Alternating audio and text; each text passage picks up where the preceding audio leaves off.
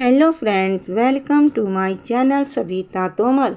आज की कहानी का नाम है एक लड़का और एक जलपरी। एक बार की बात है कि स्वीडन देश के एक गांव में 3 लड़के थे जो अपने माता पिता के मरने के बाद अकेले रह गए थे।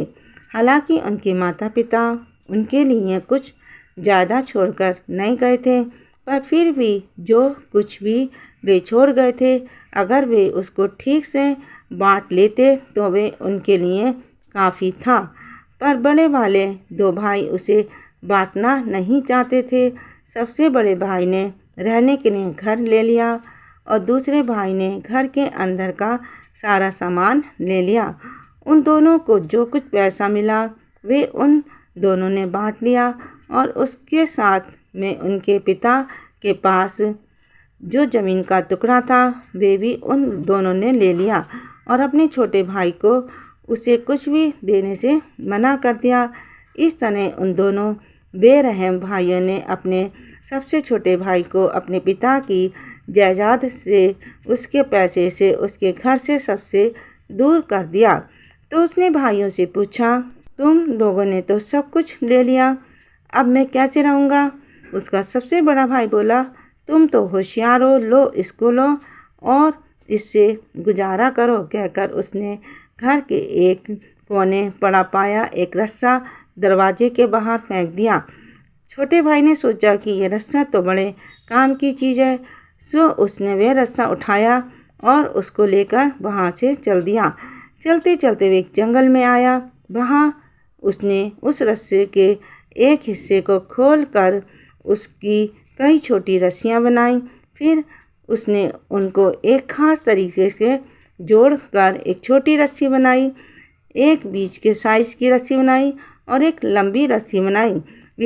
लड़का छोटी वाली रस्सी से छोटे साइज का फंदा बनाकर छोटे साइज़ की गिलहरी पकड़ता, बीच के साइज़ की रस्सी का बीच का फंदा बनाकर बीच के साइज़ के जानवर पकड़ता, जैसे कि खरगोश। फिर वह लड़का जंगल में एक झील के किनारे पहुंच गया। वहां उसने एक अंधेरी गुफा में एक बड़ा भालू जाता देखा, तो उसने अपनी लंबी वाली रस्सी निकाली और भालू पकड़ने के लिए उसका एक बड़े साइज का जाल बनाने बैठ गया। जैसे ही वे बड़ा जाल बनाने के लिए झील के पास बैठा कि एक जलपरी पानी में से बाहर निकली, तो उसने एक लड़के को वहाँ बैठे देखा। उसने उसको देखा और देखा और देखा, पर वह ये नहीं जान सकी कि वे लड़का कर क्या रहा था। वे बूढ़ी जलपरी पानी में से बाहर निकलकर उस लड़के के पास आने और उससे बात करने के लिए या उसको खाने के लिए काफ़ी बड़ी और काफ़ी भारी थी और वह लड़का पानी के बाहर बैठा था। सो भी बूढ़ी जलपरी फिर से पानी के अंदर चली गई और वहाँ से उसने अपने बेटे को ये देखने के लिए भेजा कि उसका बेटा वहाँ जाकर ये देखकर आए कि वे लड़का उस रस्सी से क्या कर रहा था। उसका वे बेटा इतना छोटा था कि वे झील के किनारे आसानी से घूम सकता था। सो वे झील के बाहर निकला और उस लड़के से पूछा कि वे रस्सी से क्या कर रहा था। इस पर लड़के ने उसको चिढ़ाया कि वे एक ऐसा जाल बना रहा था जिससे कि वे पूरी झील को बांध सके।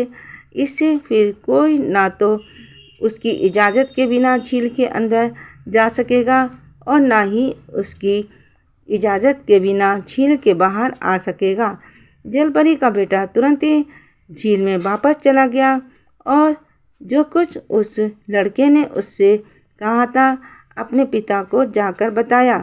पिता को ये सुनकर चिंता हुई कि वे बोला, अगर कोई झील में आ जा नहीं सकेगा तो हम खाना कैसे खाएंगे? तुम ऊपर जाओ और उस लड़के से कहना कि वे तुमको पेड़ के ऊपर दौड़कर पकड़े। जब तुम पेड़ के ऊपर पहुंच जाओ तो उसके वहां आने का इंतज़ार करना और जब तक वे ऊपर आकर तुमको पकड़े तो उसको झील में धक्का दे देना, हम उसको नाश्ते में खा लेंगे। जलपरी के बेटे ने वैसा ही किया जैसा कि उसके पिता ने उससे करने को कहा था। वह वापस लड़के के पास गया और उसको पेड़ पर चढ़ने और उसको पकड़ने के लिए ललकारा। लड़का बोला कि अभी उसको बहुत काम है, इसलिए वे खुद तो अभी उसके साथ दौड़ नहीं सकता, पर उसका एक छोटा सा दोस्त था जो उसके साथ दौड़ सकता था। इतना कहकर उसने अपने जाल में फंसी एक छोटी सी गिलहरी खोली और उसको बोला, भाग गिलहरी भाग, 1 2 3। वे गिलहरी तुरंत भागकर पास वाले पेड़ पर चढ़ गई और जलपरी का वे बेटा तो वहीं का वहीं खड़ा रह गया। वे बेचारा फिर अपने पिता के पास गया और जो कुछ हुआ था वे कह सुनाया। ये सुनकर उसके पिता ने उससे कहा, तुम फिर वापस जाओ और उससे फिर अपने साथ दौड़ लगाने को कहो, और जब वे तुम्हारे साथ दौड़ते दौड़ते थक जाए तो उसको झील में धकेल देना, फिर हम उसको थोड़ा थोड़ा कर कर खा सकते हैं। जलपरी का बेटा फिर चल दिया और उसने फिर उस लड़के को दौड़ के लिए ललकारा। वे लड़का बोला, मैंने तुमसे कहा ना कि मुझे अभी बहुत काम है, इसलिए मैं तुम्हारे साथ अभी नहीं दौड़ सकता, पर मेरा एक और छोटा सा दोस्त है जो तुम्हारे साथ दौड़ सकता है। कहकर उसने अपना पकड़ा हुआ एक खरगोश खोला और उसको उस लड़के के साथ दौड़ने के लिए भेज दिया। भाग खरगोश भाग, 1 2 3। और खरगोश तो जैसे ही खुला वैसे ही वह तेजी से भाग लिया। अब क्या था कि खरगोश आगे आगे और वे लड़का उसके पीछे पीछे। बहुत जल्दी ही वे लड़का खरगोश से बहुत पीछे रह गया। ये सब देखकर तो वे लड़का बहुत परेशान हुआ। वे फिर वापस अपने पिता के पास पहुंचा और जाकर पिता को सारा हाल सुनाया। पिता ने कहा कि अब की बार जाकर तुम उसको कुश्ती के लिए ललकारो, और क्योंकि तुम मेरे बेटे हो इसलिए तुम बहुत ताकतवर हो, तुम जल्दी ही उसको ज़मीन पर पटक दोगे। जब तुम उसको ज़मीन पर पटक दो तो उसको उठाकर झील में डाल देना, फिर हम उसको साथ साथ खा लेंगे। ये सुनकर वे लड़का फिर झील के ऊपर आया और उस लड़के को अब की बार कुश्ती के लिए ललकारा। वे लड़का कुछ गुस्से में बोला, मैंने तुमसे कितनी बार कहा कि मुझे अभी बहुत काम है, इसलिए मैं खुद तुम्हारे साथ कुछ नहीं कर सकता। मेरे दादाजी उस गुफा में सो रहे हैं, तुम जाकर उनको कुश्ती के लिए ललकार सकते हो, पर कुश्ती लड़ने से पहले तुमको उन्हें जगाना पड़ेगा। उस गुफा में चले जाओ और वहां जाकर उनके सिर पर जोर से मारना, बस वे उठ जाएंगे। वे जलपरी का बेटा उस अंधेरी गुफा में गया और एक बड़ी सी परछाई ज़मीन पर पड़ी देखी। उसने उससे कहा, आओ कुश्ती लड़ते हैं, पर वे परछाई तो वहाँ खर्राटे भरती रही, बोली नहीं। उसने उससे फिर कहा, आओ ना कुश्ती लड़ते हैं, पर वे परछाई फिर भी वहाँ खर्राटे भरती रही, उठी ही नहीं। इस पर उसने उसका हाथ पकड़कर उसके कान पर मारा। इससे वे भालू जाग गया और अपने पिछले पैरों पर खड़ा हो गया। उसने उस जलपरी के बेटे को एक ही धक्के में गुफा के बाहर जंगल के पार वापस झील में फेंक दिया। जलपरी का बेटा फिर अपने पिता के पास गया और बोला, ये लड़का तो हम लोगों से बहुत ज़्यादा ताकतवर लगता है। उसके दादा ने तो मुझे इतनी ज़ोर से धक्का मारा कि मैं तो झील के बीच में ही आ गिरा। ऐसे तो हम उस लड़के को कभी नहीं जीत सकते पिताजी। पिता ने कहा, ठीक है, तुम एक बार फिर उस लड़के के पास जाओ और उससे पूछो कि वे हम लोगों को यहाँ छोड़ने का क्या लेगा। हम नहीं चाहते कि वे हमारी झील को बांधे। सो वे बेटा फिर उस लड़के के पास गया और उससे पूछा कि वे उनको वहाँ छोड़ने का कितना पैसा लेगा। लड़के ने अपना टॉप उतारकर उल्टा करके उसके सामने रख दिया और बोला, बस ये टॉप भरकर। वह बेटा फिर से अपने पिता के पास दौड़ा गया और वहाँ जाकर कुछ सिक्के बटोरने में उसकी सहायता करने लगा, जो सालों से झील की तली में इकट्ठे हो गए थे।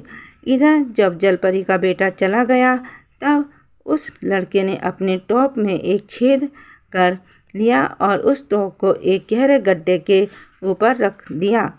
उधर जलपरी के बेटे ने जितने सिक्के वे सोच रहा था कि उस टॉप को भरने के लिए काफ़ी होंगे, उतने सिक्के बटोरे और झील के ऊपर आकर उस लड़के के टॉप में डाले, पर वे तो बस उस टॉप की तली ही ढक सके। फिर झील में गया और फिर से बहुत सारे सिक्के उठाकर लाया और उस लड़के के टॉप में डाले, फिर भी उसका टॉप नहीं भरा। जलपरी के बेटे ने जाकर ये अपने पिता से कहा कि वे कई बार सिक्के उस लड़के के टॉप में डाल चुका है, पर उसका टॉप है कि वे तो भरता ही नहीं। उसके पिता ने कहा, उससे जाकर कहो कि हमारे पास इतना ही पैसा है, और वह कहकर उसने एक सिक्के भरा एक बैरल झील के किनारे पर फेंक दिया। बेटा फिर झील के ऊपर आया और उस लड़के से बोला, मेरे पिताजी कहते हैं कि हमारे पास इतना ही पैसा है, इसको ले लो और यहाँ से जाओ और हमको छोड़ दो। लड़के ने वादा किया कि वे अब झील को नहीं बांधेगा और जलपरी का बेटा ये खुशखबरी लेकर तुरंत ही अपने पिता के पास दौड़ गया। उधर लड़के ने संभाल कर अपनी रस्सियों के सारे जाल समेटे ताकि उसमें कोई जानवर फंस ना जाए। फिर उसने अपना वे सिक्के वाला गड्ढा मिट्टी से भर दिया और इस तरह से अपना कुछ पैसा वहाँ छिपा दिया। उसके बाद उसने अपना टॉप अपने सिर पर रखा और सिक्कों से भरा वे बैरल लुढ़कता हुआ वे पैसा दिखाने के लिए अपने भाइयों के घर चला। उसके पास उतना सारा पैसा देखकर आश्चर्य से उसके भाइयों ने पूछा, तुमको इतना सारा पैसा कहाँ से मिला? उसने जवाब दिया, जानवर पकड़कर। मुझे तो अपने माता पिता से केवल एक रस्सी ही मिली थी जो तुम लोगों ने मुझे दी थी, सो इस रस्सी से मैंने जानवर पकड़ने के जाल बनाए और झील के पास जो जंगल है वहाँ जाकर जानवर पकड़े। वे दोनों एक साथ बोले, तो तुम ये घर और ज़मीन ले लो और हमको ये रस्सी दे दो। कहकर उन दोनों भाइयों ने कानूनी कार्रवाई करके वे घर और ज़मीन अपने छोटे भाई के नाम कर दी और वे रस्सी उससे खुद ले ली। रस्सी लेकर वे जंगल की तरफ चले गए ताकि वे वहाँ जानवर पकड़ सके। उसके बाद वे फिर कभी अपने छोटे भाई को परेशान करने के लिए नहीं लौटे। हो सकता है कि वे अभी भी जंगल में जानवर पकड़ रहे हों, या फिर झील की जलपरी के मेहमान बन गए हों, या फिर उनको वे गुफा वाला भालू ही खा गया हो। कुछ भी हो सकता है। प्लीज़ मेरी कहानी को लाइक कीजिए, शेयर कीजिए, सब्सक्राइब कीजिए, कमेंट कीजिए। Thank you.